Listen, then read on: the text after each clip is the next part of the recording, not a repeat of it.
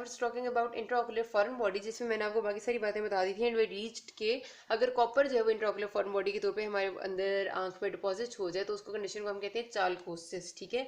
अब ये कॉपर जो है वो एक्सट्रीमली इरिटेटिंग सब्सटेंस होता है जो कि क्या क्या रिएक्शंस कर सकते हैं। सबसे पहली बात तो ये कि कॉपर जो है वो आपकी किसी भी मतलब मेम्ब्रेनस स्ट्रक्चर के नीचे जब डिपॉजिट होता है तो ये इन्फ्लेमेटरी रिएक्शन करता है और इरिटेशन करता है, ठीक है।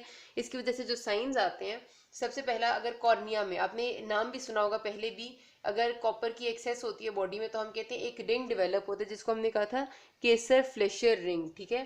केसर फ्लेशर रिंग, ये आपने पहले भी नाम इसका सुना होगा कि कॉर्निया में, आपको पता है आपका कॉर्निया नॉर्मली होता है ट्रांसपेरेंट, उसकी जो डेस्मेंट्स मेम्ब्रेन है, आपको मैंने हजार दफा बताया कॉर्निया की जो 5 लेयर्स होती है, एपिथेलियम होता है, फिर उसके नीचे होती है बोमेंस मेम्ब्रेन, उसके नीचे होता है उसका स्ट्रोमा, उसके नीचे होती है डेस्मेंट्स मेम्ब्रेन और फिर एंडोथीलियम, ठीक है।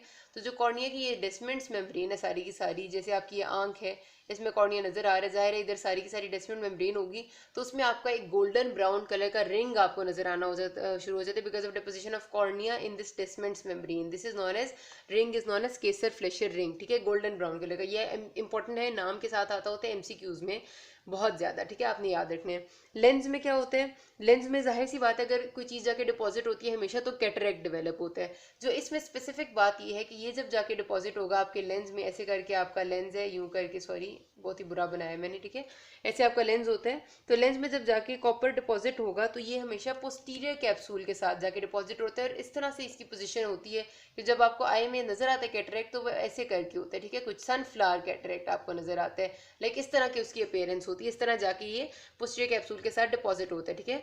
अच्छा, इसमें सनफ्लावर कैटरेक्ट भी आपने याद रखना है, ये नाम भी एमसीक्यूज में आता होता है। और रेटिना के साथ ही क्या करेगा कि ये जिस तरह इसने यहाँ पर गोल्डन की, इसी तरह रेटिना में डिपॉजिट होगा तो गोल्डन प्लेक्स हमें रेटिना पे नजर आएंगे, ठीक है। तो ये आपका चालकोसिस के 3 मेन साइंस हैं जो आपने याद रखने हैं, ये 3 ही हैं और ये बहुत आसान है और ये बहुत ज्यादा पूछे भी जाते हैं। अब देखते हैं मैनेज कैसे करेंगे हम इंट्राओकुलर फॉरेन बॉडी को। अब मैनेजमेंट के लिए ना बहुत ज़रूरी है सबसे पहला स्टेप कि आपने अच्छी सी हिस्ट्री लेनी है, ठीक है। अगर आप हिस्ट्री ही अच्छी ले लेंगे तो आपको बहुत हद तक पता चल जाएगा कि आपने आगे कैसे प्रोसीड करना है, बिकॉज पता चलना ज़रूरी है कि क्या चीज़ गई थी, क्या करते हुए गई थी आपके आंख के अंदर और कितना टाइम हो गया गए हुए, because these things are important, specially क्या गया है, ठीक है। हो सकता है पेशेंट आपको बताए कि आपका उसका कॉपर गया है तो जाहिर है आपको पता चल जाएगा कि इस तरह की इन्फ्लेमेटरी रिएक्शंस हो चुके होंगे एंड ऑल दैट, तो हिस्ट्री लेनी है।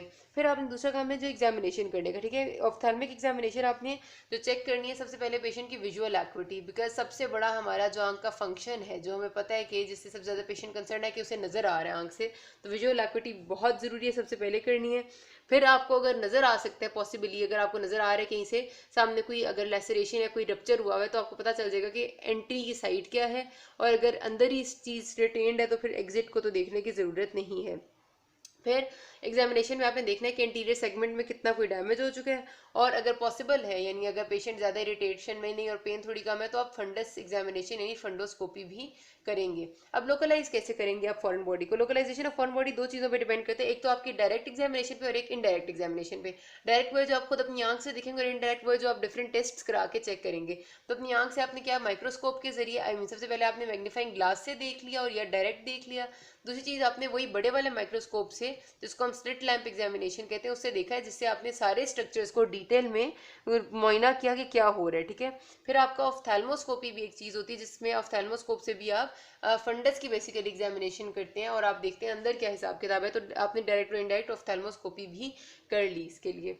और उसके बाद हमारे पास फिर एक इनडायरेक्ट मेथड्स आते हैं। इनडायरेक्ट मेथड्स में फिर एक और, हाँ इधर मैंने एक इसके गोनियोस्कोपी एक और चीज़ होती है, ये भी एक टेक्निक है टू सी व्हाट अंदर क्या चल रहा है, ठीक है। इसके लिए भी स्पेशल इंस्ट्रूमेंट इस्तेमाल होता है, ये आपको अलग से वीडियो में बता दिया जाएगा। अच्छा, फिर हमारे पास मैंने आपको बताया जो इनडायरेक्ट के मेथड्स हैं, यानी आप एक्सरे करा लेंगे। एक्सरे लिम्बल रिंग यानी लिम्बस जो है ना आपका, ये आपकी आई है ना, तो यहाँ पर आपके स्क्लेरा कॉर्निया को लिम्बस कहते हैं। यहाँ पर एक रिंग रख के भी एक्सरे किया जाता है, जो अब नहीं करते हो, अब ऑब्सोलेट हो गया, लेकिन पहले किया जाता था।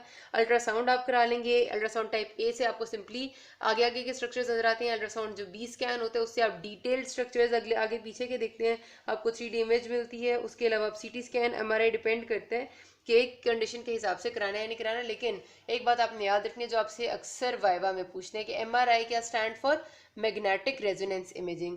अब अगर आपका पेशेंट की आंख में कोई मेटेलिक फॉरेन बॉडी गई हुई है, कोई iron steel type foreign body गई हुई है, तो एमआरआई इज कॉन्ट्रा इंडिकेटेड, कभी भी नहीं कराना, भूल के भी नहीं कराना, बिकॉज उससे बहुत ज्यादा डैमेज हो सकता है आई को, बिकॉज ये मैग्नेट है ना, मैग्नेटिक रेजोनेंस इमेजिंग है, तो पता नहीं मेटेलिक फॉरेन बॉडी के साथ किस तरह से रिएक्ट करे। तो आपने ये आपका बहुत इंपॉर्टेंट वाइवा क्वेश्चन है कि आप एमआरआई कभी भी नहीं कराते इन मेटेलिक फॉरेन बॉडी, ठीक है। अच्छा, फिर ट्रीटमेंट क्या है? ट्रीटमेंट के लिए आपने सबसे पहले देखना है कि पेशेंट को, क्योंकि अंदर कोई चीज़ चली गई है और नहीं हमें पता क्या है, हो सकता है मेटल की, तो टेटनस का इंजेक्शन लगाए कि नहीं लगा, ये इंपॉर्टेंट बात आती है। फिर आपने ब्रॉड स्पेक्ट्रम एंटीबायोटिक्स से डायरेक्ट स्टार्ट करना है, ताकि कोई इन्फेक्शन है तो वो पहले सबसे रिजॉल्व हो, और अगर नहीं है तो हो ना, ठीक है। उसके बाद अब आपने जाहिर उस बॉडी को रिमूव करना है। अगर एंटीरियर चैम्बर में आपकी, सॉरी, एंटीरियर सेगमेंट में फॉरेन बॉडी है, तो आप उसको डायरेक्ट जो है वो लिम्बस के थ्रू जाएंगे, यही वाला जो मैंने आपको भी बताया, इस लिम्बस की एक छोटे से इंसिजन से जाएंगे आप, और आपने वो फॉरेन बॉडी रिमूव कर लेनी है। लेकिन अगर आपकी फॉरेन बॉडी पोस्टीरियर चैम्बर में, तो फिर लिम्बस से नहीं, बल्कि मैंने आपको एक दफ़ा डायग्राम एक दिखाई थी जिसमें मैंने आपको बताया था कि हमारे पास जो आई में ना एक यहाँ पर छोटा सा एरिया होता है, आप समझे कोरोइड के एंड पे, सिलरी बॉडी से पहले जो होता है पार्स प्लेना, उसका जो सर्जिकल इंपॉर्टेंस उस एरिया की बहुत ज़्यादा है, बिकॉज वहाँ पर आपकी कोई, अगर हम उधर से आंख में एंटर होते हैं ना पोस्टीरियर चैम्बर में डायरेक्टली, तो कोई कोराइड और कोई वेसल्स रप्चर नहीं होती या डैमेज नहीं होती। तो हम अगर पोस्टीरियर चैम्बर में हमारे बॉडी पड़ी हुई है, तो फिर हम पार्स प्लेना के थ्रू एंटर होकर उसको रिमूव करते हैं, ताकि और बाकी रप्चर ना हो। So this all, if you have any query about it, you can ask me. Thank you.